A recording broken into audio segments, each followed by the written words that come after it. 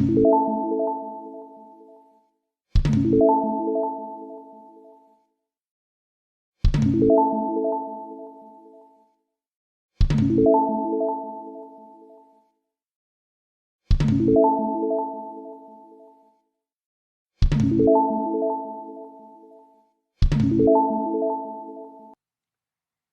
My dear friends, कैसे हैं आप लोग।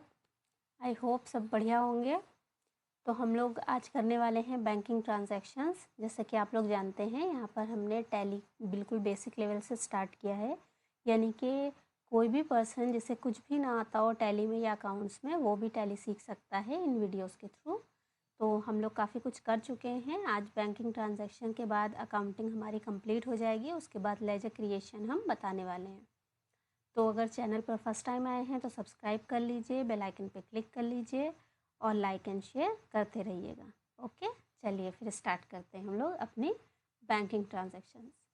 दोस्तों, बैंकिंग ट्रांजैक्शन क्या होते हैं? बैंक से जब हमारा जो अकाउंट होता है बैंक में, यानी हमारी कंपनी का जो अकाउंट है बैंक में, जब हम बैंक के थ्रू पेमेंट या रिसीव करते हैं कैश, जो भी मान लीजिए हमने कुछ परचेज़ किया था उसके अगेंस्ट में हमें पेमेंट करना है, हमने चेक दे दिया, या फिर हमने कुछ सेल किया था उसके लिए हमें चेक मिला है, तो इस तरह की एंट्रीज़ हमारी बैंकिंग ट्रांजैक्शंस में आती हैं। तो कब कौन सी एंट्री किस तरह से करनी है, इसके बारे में हम लोग बात करेंगे। तो फर्स्ट हमारी जो भी बैंकिंग ट्रांजैक्शंस हैं उनके लिए हम क्वेश्चन है हमारे पास 1 मई 2020 को, when cash is deposited into bank. अगर कैश बैंक में जमा हुआ है, ठीक है, यानी जब बैंक में कैश जमा होता है तो क्या एंट्री होगी। अब जमा हुआ है तो यानी बैंक में आया है, तो बैंक हमारा डेबिट हो जाएगा। और हमारा ही कैश था, हमने ही जमा किया है, या हो सकता है किसी और ने भी जमा किया हो लेकिन वो हमें देना था उसको, इसलिए क्या होगा, कैश हमारा क्रेडिट हो जाएगा। तो क्या होगी इसकी entry, bank account debit to cash account. Okay, ये नंबर वाइज देखिएगा। फर्स्ट हमारी जो ये है 1 मई की एंट्री, ठीक है। तो एंट्री क्या है, bank account debit to cash account. इसके आगे जिस भी तरह से क्वेश्चन होगा, अमाउंट होगा, वो आप डाल लेंगे। डेबिट क्रेडिट अब एंट्री करना आपको आ गई है। यहाँ पर सिर्फ मैं पर्टिकुलर से बताने वाली हूँ। तो सेकंड हमारा क्वेश्चन है, when cash is withdrawn from the bank. जब कैश बैंक से निकाला जाता है तो क्या होगा, कौन सी एंट्री होगी, कैसे होगा। तो कैश बैंक से निकाला गया है, यानी कि बैंक क्रेडिट हो गया, बैंक से कम हो गया अमाउंट, बैंक से चला गया, ठीक है। तो बैंक से कम हो गया और हमारे पास कैश आया है, तो कैश डेबिट हो गया। Okay, when cheque draft receive from the customer are deposited into the bank on the same day. That means draft और चेक के थ्रू कुछ भी हमें पैसे रिसीव हुए हैं और उसी दिन वो बैंक में जमा किए गए हैं, तो उसकी एंट्री होगी bank account debit to cash account, क्योंकि बैंक में आया है। When cheque draft receive from the customer are not to the send on the same day. That means cheque और ड्राफ्ट हमें मिल तो गया है लेकिन हमने उसे बैंक में जमा नहीं किया है, तब उसकी एंट्री क्या होगी, bank account debit to customer personal, यानी कि उस कस्टमर का नाम होगा जिसने ये चेक दिया है। ओके, नेक्स्ट हम देखते हैं अगली एंट्रीज। दोस्तों, आप लोग को आई होप सब कुछ समझ में आ रहा होगा। कोई प्रॉब्लम हो तो कमेंट करते रहिएगा प्लीज़। ओके, नेक्स्ट है हमारा 5 मई on the date when above check draft are sent to the bank। जो लास्ट एंट्री में चेक हमारे पास आया था लेकिन उसी दिन जमा नहीं हुआ था, उसको अगर हम नेक्स्ट डे जो है वो जमा कर रहे हैं उस ड्राफ्ट को या उस चेक को, तो उसकी एंट्री क्या होगी, ठीक है। तो उसकी एंट्री होगी बैंक टू कैश, क्योंकि चेक हमारे पास था, वो बैंक में चला गया है, तो वो बैंक हमारे बैंक में आ गया है अमाउंट, तो बैंक अकाउंट डेबिट हो जाएगा टू कैश। नेक्स्ट है when customer directly deposits the amount in our bank account. जब कोई कस्टमर जो है वो डायरेक्टली हमें पेमेंट अकाउंट में करता है, तो उसकी एंट्री क्या होगी, उसकी एंट्री होगी bank account debit to customer personal. Okay, यानी उस कस्टमर का नाम होगा जिसने ये चेक दिया है या बैंक में पैसे जमा किए। ओके, नेक्स्ट है हमारा when cheque previously deposited into the bank is dishonoured. Dishonoured means क्या होता है?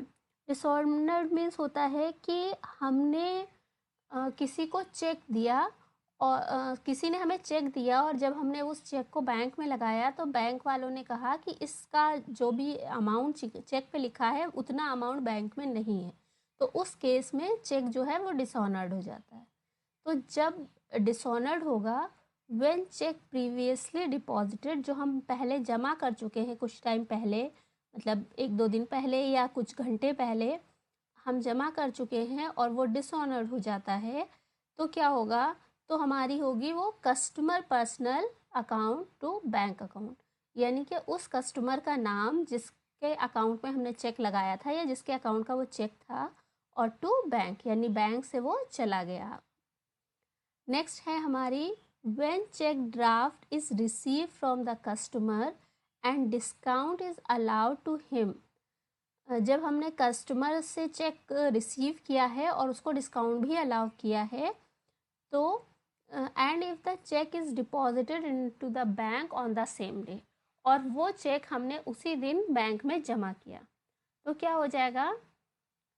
बैंक में आया है अमाउंट, कस्टमर पर्सनल जिस कस्टमर से आया है उसका नेम होगा, और साथ साथ डिस्काउंट अलाउड। मैंने आपको बताया है डिस्काउंट के एंट्रीज़ में कि जब डिस्काउंट जो है वो ऑटोमेटिक कैश के साथ रहता है, यानी कैश डेबिट होगा तो डिस्काउंट भी डेबिट होगा, और कैश क्रेडिट होगा तो डिस्काउंट भी क्रेडिट होगा।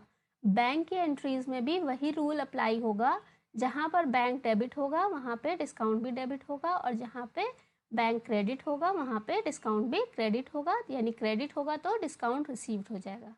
ओके, नेक्स्ट हम और कुछ एंट्रीज देख रहे हैं।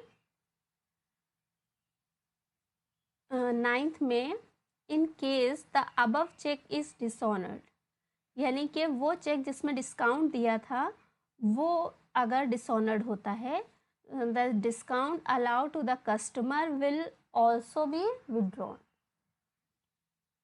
जो कि कस्टमर से ने डिस्काउंट हम इसको दे चुके थे ऑलरेडी पहले, तो उसकी एंट्री क्या होगी? कस्टमर पर्सनल, कस्टमर का name, to bank, to discount allowed. Okay, next है when payment is made by issue of cheque, यानी कि हम किसी को पेमेंट कर रहे हैं वो चेक के थ्रू कर रहे हैं, यानी कि हमने सामान ख़रीदा था और उसकी पेमेंट के लिए हमने कैश ना देकर चेक दिया है, तो उसकी एंट्री क्या होगी? पर्सनल नेम होगा जिसको दे रहे हैं, और टू बैंक, बैंक का अकाउंट नेम होगा जो भी बैंक से हम दे रहे हैं। ठीक, नेक्स्ट है when expenses are paid by the issue of cheque, यानी कुछ हमने एक्सपेंसेस किए, फर्नीचर ख़रीदा, कुछ भी ये सामान ख़रीदा है और उसका एक्सपेंस जो है वो हम चेक से पेड कर रहे हैं, तो वो हमारा क्या हो जाएगा? एक्सपेंस का नेम हो जाएगा, जो भी हमने ख़रीदा हो, मशीनरी, फर्नीचर या जो कुछ भी, और टू बैंक अकाउंट, बैंक का नेम हो जाएगा जो भी बैंक से हमारा, जिस बैंक में हमारा अकाउंट है। ओके, नेक्स्ट है हमारा last, when cash is withdrawn the bank from the personal use of the proprietor, यानी कि जो भी प्रोप्राइटर है, जो भी ओनर है, उसने पर्सनल यूज़ के लिए बैंक से पैसे निकाले हैं। तो मैंने बताया था पर्सनल यूज़ के लिए जब भी ओनर बैंक कंपनी से कुछ लेता है तो वो ड्राइंग होता है, तो इसलिए ड्राइंग अकाउंट डेबिट है, और क्योंकि वो बैंक के थ्रू ले रहा है इसलिए टू बैंक हो जाएगा। ओके, नेक्स्ट हमारी कुछ और लास्ट एंट्रीज बची हैं, उन्हें भी हम देख लेते हैं। 13 में when interest is charge by the bank, जब बैंक जो है वो कुछ इंटरेस्ट चार्ज करता है। बैंक किस चीज़ का इंटरेस्ट लेगा? जैसे एटीएम वगैरह हम यूज़ करते हैं तो उस पर ले सकता है, या और कुछ सर्विसेज वो दे रहा है तो उस पर ले सकता है, तो उसका क्या हो जाएगा? Interest account debit to bank account. Okay, next है when interest is allow by the bank, जब इंटरेस्ट बैंक अलाउ कर रहा है यानी हमें दे रहा है, तो क्या हो जाएगा? बैंक अकाउंट, क्योंकि हमारे वो अकाउंट में डिपॉजिट हो रहा है, तो bank account debit to interest account. Okay, next है हमारी last, when bank charge some amount for the services rendered by the bank, यानी कि जब बैंक कुछ सर्विसेज के लिए चार्ज करता है तो उसके लिए क्या हो जाएगा, बैंक चार्जेस, यानी कि जो भी बैंक चार्ज होगा उसका नेम होगा और टू बैंक अकाउंट। ओके, तो आई थिंक जितनी भी तरह की बैंकिंग ट्रांजैक्शंस होंगे अब वो आप आसानी से कर सकते हैं। थोड़ी सी प्रैक्टिस करनी पड़ेगी, कुछ क्वेश्चंस ले लीजिएगा और उनको सॉल्व करिएगा।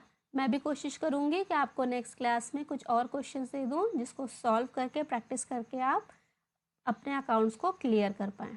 ओके, तो आई होप आपको समझ में आया होगा, लास्ट क्वेश्चंस आपने सॉल्व कर लिए होंगे। तो हम नेक्स्ट क्लास में लेजर्स पर बात करने वाले हैं, यानी कि टैली प्रैक्टिकली स्टार्ट हो जाएगा हमारा। ओके, चलिए, थैंक यू।